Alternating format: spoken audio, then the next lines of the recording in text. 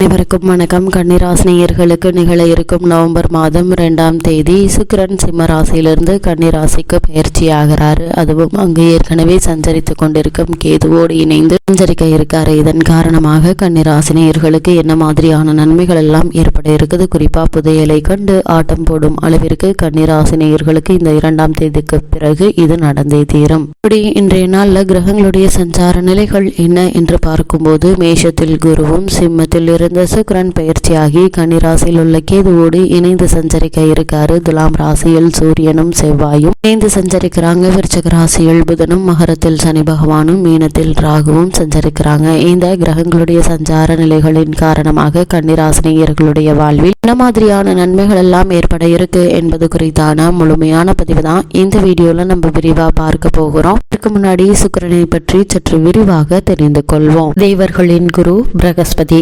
அசுரர்களின் குரு சுக்கிராச்சாரியார். இவரே சுக்கிர பகவானாக போற்றப்படுகிறார். சுக்கிர பகவானின் திசை கிழக்கு என்றும், சுக்கிரனுடைய அதிதேவதரை இந்திராணி என்றும், பிரயத்யதி தேவதை இந்திரன் என்றும், சுக்கிர பகவானை வணங்கி வழிபடுவதற்கு உரிய திருத்தலம் ஸ்ரீரங்கம் என்றும் ஜோதிட நூல்கள் விவரிக்கின்றன. சுக்கிர பகவான் சுபமான யோகக்காரகர் எனப்படுவார். உலக வாழ்வில் எத்தனை தோஷங்கள் சந்தோஷங்கள் தேவையோ அவை அனைத்தையும் நமக்கு தந்தருள்பவர் சுக்கிர பகவான். குறிப்பாக மகிழ்ச்சியான மன வாழ்க்கை, குழந்தை பேறு அளிப்பவர் சுக்கிரன். அதற்கு அடிப்படையான தாம்பத்திய வாழ்க்கை மகிழ்ச்சியாக இருப்பதும் இவரது அனுகிரகத்தால் தான். சுக்கிர யோகம் அடித்தால் ஒருவர் குபேரனை மிஞ்சிய யோக வாழ்க்கையை மேற்கொள்வார் என்கின்றது சாஸ்திரம். சுக்கிர பகவானுக்கு உரிய சுக்கிரவாரத்தில் சுக்கிரஹோரையில் சுக்கிர பகவானை பிரார்த்திப்பதன் வழிபடுவதன் மூலமாக விசேஷமான வாழ்க்கை நம்மளுடைய வாழ்வில் ஏற்படும். சுக்கிரன் சுகபோகங்களின் அதிபதி, திருமண பாக்கியத்துக்கு அதிகாரம் வகிப்பவர்,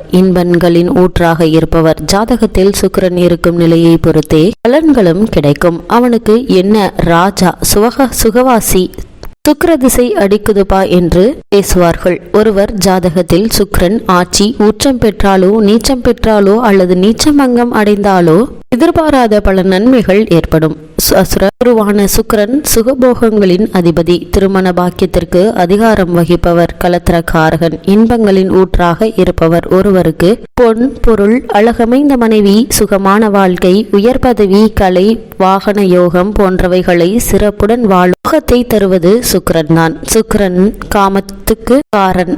அதிகாலையில் விடிவெள்ளியாக உதித்து மனிதனுக்கு காமக்கிளர்ச்சியை ஏற்படுத்துவதும் இவர்தான். தாம்பத்திய வாழ்க்கையை மகிழ்ச்சியாக இருப்பதும் இவரது அனுகிரகத்தால் தான். நடக்கக்கூடியதே எல்லா வகையிலையும் இன்பங்களை வாரி வழங்குவதாலேயே சுக்கிர பகவான் சுகபோகம் அளிக்கக்கூடியவர் என்று போற்றப்படுகிறார். ரிஷபம் துலாம் ராசியில் சுக்கிரன் ஆட்சி பெறுகின்றார். மீனம் ராசியில் உச்சமும், கன்னி ராசியில் நீச்சமடைகிறார் சுக்கிரன். ஒருவருடைய ஜாதகத்தில் சுக்கிரன் ஆட்சி உச்சம் பெற்றிருந்தால் கலாரசனை என்கின்ற அற்புத உணர்வு அளிப்பார். காதல் கொண்டு சுகமடையும் தகுதி, சிற்றின்பம், திருமணம் முதலான நன்மைகளை ஆண்களுக்கு அளிப்பவர். பெண்களுக்கு நளினத்தன்மையும், அழகான தோற்றம், கவர்ச்சி, வீரிய சக்தி, அறிவாற்றல், அழகான கணவனையும் சுகபோகங்களில் திளைக்கும் ஆற்றலையும் வழங்கக்கூடியவர். சுக்கிரன் நமது ஜாதக கட்டத்தில் நல்ல யோக அம்சத்துடன் இருப்பது மிக மிக அவசியம். லக்னத்திற்கு 1, 2, 4, 5, 7, 9, 10, 11 ஆகிய இடங்களில் பலம் பெற்றிருந்தால் நல்ல பலன்களை வாரி வழங்குவார்.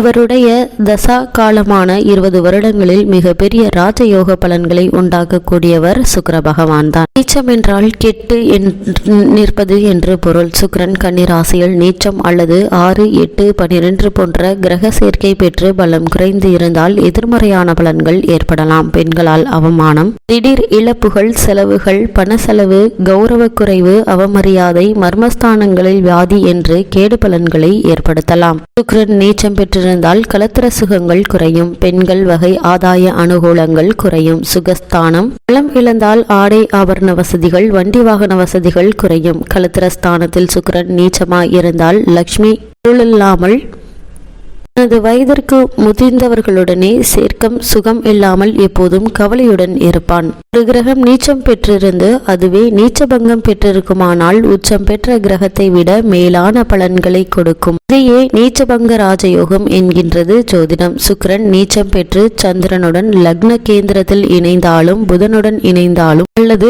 லக்னத்திற்கு எவ்விடத்தில் இணைந்தாலும் குரு பார்வை அல்லது சேர்க்கை பெற்றிருப்பினும் நீச்சபங்க ராஜயோகத்தினை பெறும். நீச்சபங்கம் பெறுகின்ற செல்கின்ற கிரகத்தினுடைய திசை நடக்கும்போது நல்ல பலன்களை ஏற்படுத்தி கொடுக்கும். ஜாதகத்தில் சுக்கிரன் பலம் குறைந்து இருந்தால் கண் நோய், கண் பார்வை கோளாறு போன்றவை உண்டாகும். சுகத்திலிருந்து அதிபதியாக இருப்பதால் விந்து குறைபாடு, விந்தணு குறைபாடு ஏற்படும். ஆகையால் குழந்தை பாக்கியம், குழந்தை பாக்கிய தடை ஏற்படும். கட்டி, பிளவை, மர்மஸ்தான நோய்கள், பால்வினை நோய்கள் ஏற்படுவதற்கான வாய்ப்புகள் அதிகம் உண்டு. சுக்கிரனுக்குரிய பரிகார தளங்கள் என்ன என்று பார்க்கும்போது, சுக்கிரன் பலம் பெற்று குறைந்தோ இருந்தாலும் சுக்கிரனுக்குரிய பரிகாரம் செய்வதன் மூலம் யோகங்கள் விருத்தியடையும். ஸ்ரீரங்கம் சென்று ரங்கநாதரை தரிசிக்கலாம். இது சுக்கிரன் தலமாகும். கும்பகோணம் அருகே கஞ்சனூர் சுக்கிர தலத்தில் சுக்கிரன் தனது தேவியருடன் அருள் பாலிக்கிறார். இவரை வழிபட்டால் எல்லா வகை திருமண தடைகளும் நீங்கும். சென்னை மயிலாப்பூர் தெற்கு மாட வீதியில் உள்ள வெள்ளீச்சரம் கோவில் சுக்கிரனுக்குரிய தலம். இங்குள்ள சுக்கிரனேஸ்வரரை வழிபடுவதால் கண் கோளாறுகள் நிவர்த்தியாகும். வெள்ளிக்கிழமை விரதம் இருந்து அம்பாள் கோவிலில் நெய் விளக்கேற்றி வழிபட, பௌர்ணமி அன்று அம்பாளுக்கு மொச்சை சுண்டல் நிவேதனம் செய்து பக்தர்களுக்கு பிரசாதம் தரலாம். இதனால் எண்ணற்ற நன்மைகள் உங்களுடைய வாழ்வில் ஏற்படும். இவ்வளவு மென்மைகளை கொண்ட சுக்கிரன் கன்னிராசியில், அதுவும் கேதுவோடு இணைந்து சஞ்சரிக்கக்கூடிய இக்காலகட்டத்தில் என்ன மாதிரியான சாதகங்கள் எல்லாம் ஏற்பட இருக்கு என்று பார்க்கும்போது,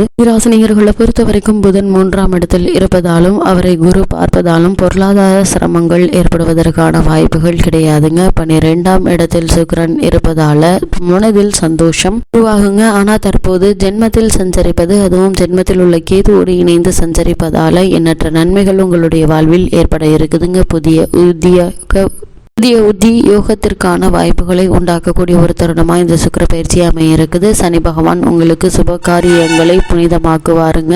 சுக்கிரன் 12இல் இருப்பது நல்லதுங்க. அவரை குரு பார்ப்பதால் உங்களுடைய சந்தோஷம் அதிகரிக்கவே செய்யுங்க. தொழில் வணிகம் நன்றாக நடக்குங்க. ஒரு சிலருக்கு பூமி யோகம் உண்டு என்பதால இதற்கான முயற்சிகளை மேற்கொண்டு வரும் கன்னிராசியினருக்கு சிறு முயற்சியிலேயே நல்ல ஒரு முன்னேற்றம் ஏற்பட இருக்குது. சுக்கிரன் ஒரு நல்ல சிறந்த ஸ்தானத்தில் சஞ்சரிப்பதால எண்ணற்ற நன்மைகள் உங்களுடைய வாழ்வில் ஏற்பட இருக்குது. இந்த காலகட்டத்தில் கிடைக்கக்கூடிய வாய்ப்புகளை பயன்படுத்தி கொள்வது உங்கள் கையில தாங்க இருக்குது. கன்னிராசினியர்களை பொறுத்த வரைக்கும் இந்த மாதிரியான விஷயங்களை நீங்கள் அதிக கவனத்தோடு இருக்க வேண்டும் என்று பார்க்கும்போது, சிலருக்கு இடமாற்றமும் உண்டுங்க.